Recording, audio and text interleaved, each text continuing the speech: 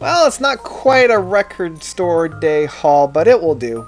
Alright, so this past weekend was National Record Store Day, and I love taking part in this. I love getting up early. I love chatting with people about music and what we're excited for, what we plan to buy, and what we plan to get.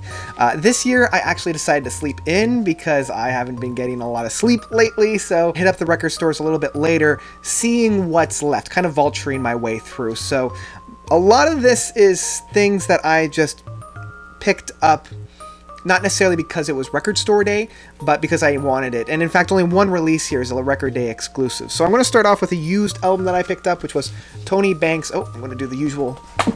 Get over here. There we go. Tony Banks' Curious Feeling. Again, I had this growing up. My dad took it away when he got his own record player again. And I'm surprised that this album doesn't get more recognition outside of Genesis fans. So next up is the only album that is a Record Store Day exclusive. It's the only one that came out for it. And that is the picture disc version of Tornadoes from Yes. It's one of my lesser favorite albums from Yes. It's their weakest that they put out in the 70s. I didn't have it in my collection, and I love a good picture disc, so I decided I'll splurge a little bit and pick it up. So that was the only Record Day store exclusive that I was able to find. Next up is the new release by the Decembrances, I'll Be Your Girl. Definitely an improvement of their last album. I've already reviewed it, and you can find that guy right there. I like the fact that it's also just one disc, and that's a major plus when it comes to listening to music. In fact, all these guys are just one disc, so major props. Alright, so next, I think the next two albums are soundtracks, and this one comes from when I first went to university, Juno. Very indie stuff on here. I love this movie when I went off to university. I really like the music. It's so different from what I normally listen to that it adds a little bit of extra oomph to my musical discography. And similarly, I also picked up the Greatest Showman soundtrack. Now again, I've already reviewed this guy. Again, you can find that right there. It's one of those albums that's a total earworm. It's totally made to be accessible, and I still enjoy it, so it's fun to put on the turntable and just kind of get drifted away, even though half of these songs are just rip-off of other songs that are in the top 40s. Okay, so here's a song straight out of my childhood. This brings me right back to grade 6. Like, if you wanted to meet grade 6 Michael, you would be meeting somebody that was listening to this. Rob Zombie's Hellbilly Deluxe.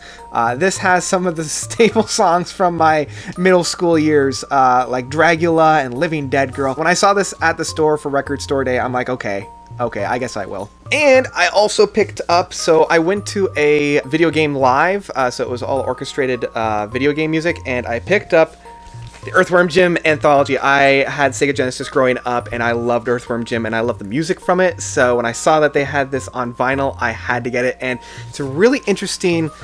so I'll just show you, like, the gatefold doesn't really do too much about it, but the albums themselves are quite interesting in being a little bit of a color thing, like it's Earthworm Jim there, and then the other one is like the slime guy that was in his pouch, so this just, it's bananas, and I love it. Finally, I also picked up the latest release from A Perfect Circle. It's an interesting album. I'm still listening to it. I'm going to be posting a review later on this week or next week for it.